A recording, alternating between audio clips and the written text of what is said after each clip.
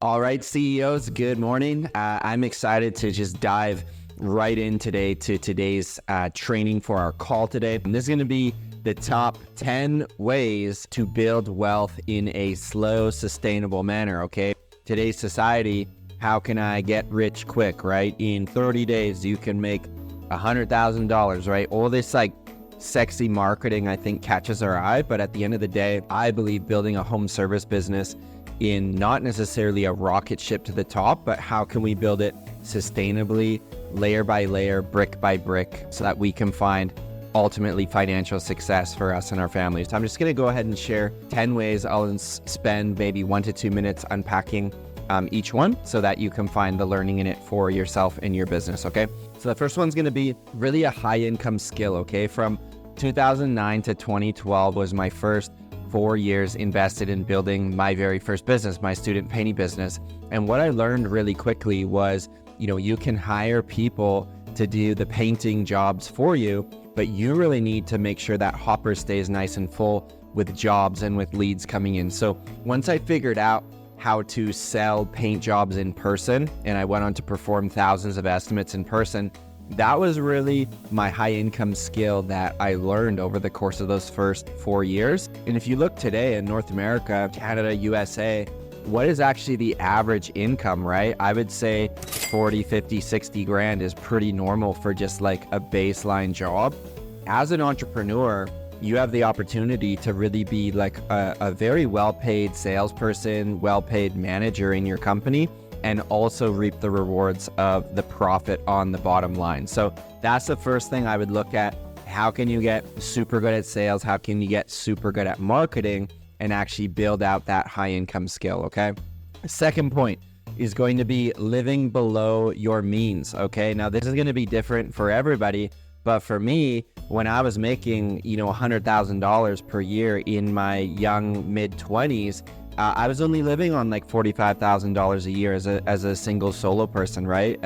My mortgage was pretty cheap. It was like $1,000 a month plus a few fees for the condo board.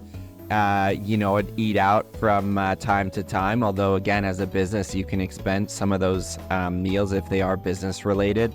I was driving a Honda Civic for a number of years. I was working out at a gym that was like, $15 a month. Wasn't amazing, but did the job. Didn't have expensive tastes in clothing, to be honest. Didn't drink, much alcohol. That can add up if you're eating out for fancy meals. And when I would fly on trips, I would always just sit in the economy class and still do if I'm paying for flights is sit in economy, right? Why do you have to flex this lavish lifestyle? So that's, I think, a key learning. And if you look at the gap from 100 grand to 45, right? That's 55,000 every single year. If you're able to just chunk aside of that, pay tax, put a chunk aside, you really build wealth. What I'm getting at in this training, you build wealth over decades and not over days, weeks, months, which I think society wants to tell us it comes really quick. But just in my experience, I think a slow build of wealth is good because then it's actually sustainable and it's sticking power, right? It's if you want to lose weight and get in shape, actually the slower the weight comes off, is going to be more sustainable. This is just in my opinion and been in my experience, okay? 3 is getting into real estate, okay? It's that quote to don't wait to get into real estate, but get into real estate and wait. I do believe a home service business, as systematized and profitable as it is, it's still an operating company, okay? And operating companies tend to be volatile and can shift with market conditions. So can real estate, but you can have employee issues. You have people driving around town going into people's most prized possession. Things can happen, right, in your business. And so I just believe you want to use your operating company to create cash flow and have time freedom. And you want to move a portion of that over the years into a real estate portfolio because tomorrow's not guaranteed. You and I both don't have retirement savings necessarily, from a government. If we went and worked a cushy government job, we would have this pension, right? It just doesn't, kind of makes me sick even saying that word, just because it's what did you create? You want to create a business, I believe, over the course of your working career that can create a cash flow and then ultimately have a slow wealth burn on the side. Because ultimately, real estate, unless you have tons and tons of units, it shouldn't take up much of your time if you've got good tenants and you've got, a handful of units in your portfolio by the time you cruise into your 50s, 60s, and you're not as high energy to run the operating company. It's sweet to have that aside. So for me, it started when I was 23, right? Now 11 years ago. Crazy to think it's been that long, but taking, again, making that $100,000, living on, $45,000 a year, saving and taking that $42,000 nest egg, which was like all my savings at the time, put it into my first apartment. It costed $210,000. I put 20% down. I was scared out of my mind, but I did it anyways because I knew from reading enough books that you want to just start this process, right? And maybe it's not real estate for you. Maybe it's just investing in a stock or a mutual fund or fill in the blank, but just not keeping all your money inside your service business. I just believe in a bit of diversification, and as long as it's not distracting your time. That's why I chose real estate versus stocks, is something that is like, they're both can be up and down, but I think over the long term you win on both fronts. But for stocks, I didn't want to have to be checking it every single morning and it taking my brain power. So that's just me. Number 4 is the power of pre-owned vehicles. Okay. I bought 13 pre-owned vehicles over the course of my 13 years in business so far, right? Those are both some personal vehicles and company vehicles, but I bought 13 used vehicles before I ever even bought a new vehicle for myself and my family, right? And so I think there's a lot of learning in that from a delayed gratification standpoint, right? If you look, when I was 23, I had $42,000 saved, right? That was 10, 11 years ago. I could have went out and bought like a pretty sweet vehicle, like with cost of living and stuff. You look at what stuff was back then. I could have got, I had this dream to get this Toyota Tacoma one day. I had enough money to do that, but I chose, let's put it into an asset that can cash flow long term, and I needed a home to live in, so I just bought my prime residence with that $42K. Okay, so I personally believe you get ahead. How do you buy a vehicle? You save up 10, 15, 20K liquid cash. You go in to that dealership, to that seller, and you negotiate a good cash purchase deal. In today's economy, a seller would be jumping to get cash in hand rather than have to finance something out with a high interest payment for you, the buyer, as well. So it doesn't always have to be this way. I just think the more you can stack the chips in your favor, the better off you'll be. Okay. 5, I kind of touched on this, but I love to travel and see different countries. I've been to a whole bunch of countries over in Asia through my backpacking days. But again, I'm not spending $500 on fancy dinners and a luxury lifestyle. Okay. You got to just figure out what fuels you up. And I think there are way too many entrepreneurs in the world right now driving fancy cars and eating at fancy steakhouses to like prove something to their social circles, where for me, like, I don't care where my friends think that I eat at. I eat at where I want to eat at because I just like that, and that's what fills Dave up. So, fancy clothes, luxury, this, that, it just doesn't do anything for me. What fuels me is like simplicity, time freedom, and doing projects that I really love. But the clothes, the cars, all the rest of it doesn't really get me going. Okay. 6 is self-education. Okay. There's a difference from spending and investing. I invest my money on books, on mentors, on coaches, okay? And I've been able to see my growth in business and my growth in my own personal income grow up substantially over the years, okay? And it's honestly, I think it's kind of scary when you invest 10% of what you make. So if you made 100K, you threw 10K of that back into your own self-education investment. Honestly, scary to watch that compound and see how much you can actually grow, right? I even think in a coaching program like ours, we're not teaching you how to necessarily grow your business. We're teaching you how to grow yourself as an entrepreneur, and in turn, your business will grow because of that. Okay, so big difference. But look at your last year, how much you made, how much have you actually put back into your own self-education?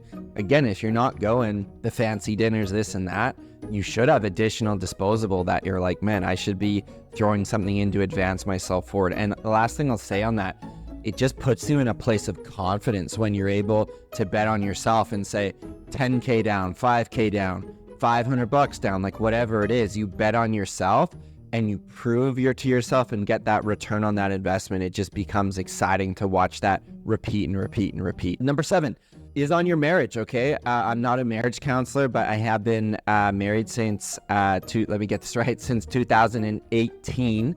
And so having the right partner, I believe in being aligned on your spending is huge. For me, we have a monthly, spending plan that we follow in our household. Again, if we're not, wanting to invest on fancy stuff, well, what trips do we want to go on? How much is that going to cost? We try plan out our year and kind of see where we're going and what that's going to cost. Okay, so I think you, as a business owner, you're running your business here.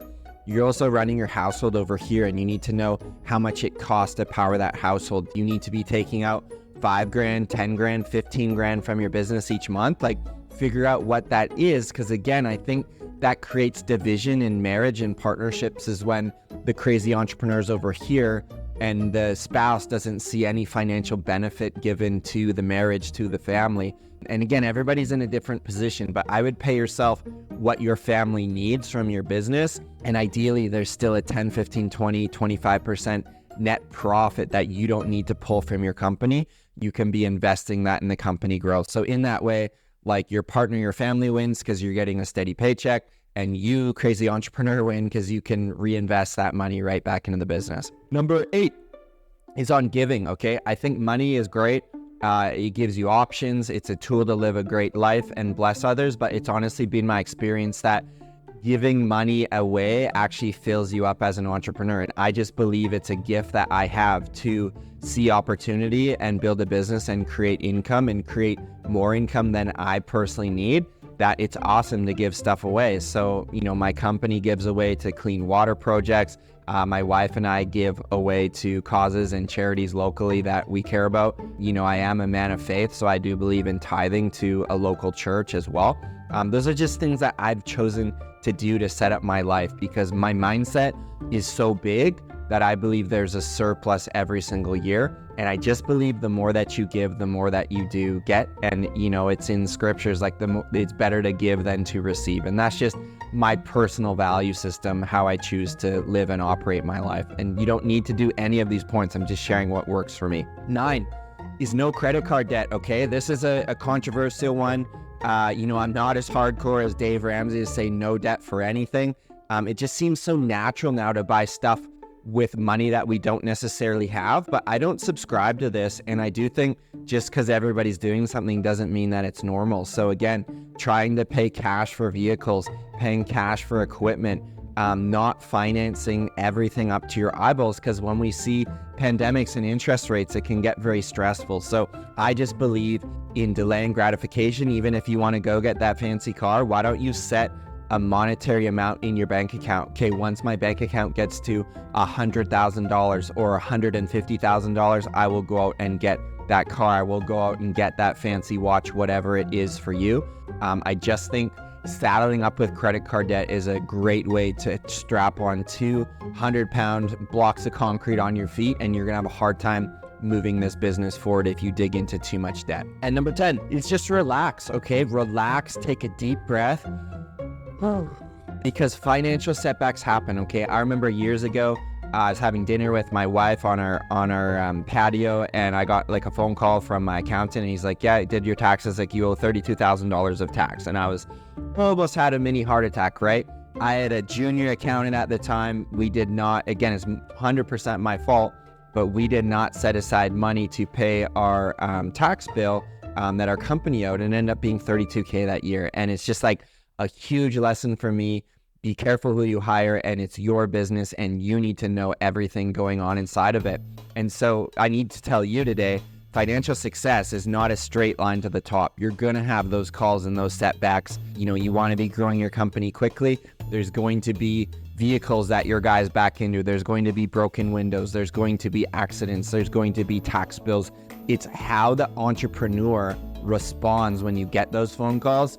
Do you put your head down and the sky's falling, crying your Cheerios, or do you say, I'm going to find a path forward from this? And that is what separates, I believe, a successful entrepreneur who has grit and resilience, and one that just folds the tent on anything that actually happens and like capsizes the boat. So those are my top 10 ways. I highly, highly suggest you look at building your business this next year and asking yourself, where will I be in 10 years or 20 years, and just relax a little bit, because this is not a race building your business. But what I would be focused on is having extreme clarity this year with your business so that you can ultimately get to where you want to be to in 5 years, in 10 years, in 15 years. But if we move that goalpost out and take some of these principles I taught you today, I do believe it will fly in the face of being countercultural and different than your competitors and different what dudes are doing on Facebook groups. But I do believe when you can ascend yourself in that 1%,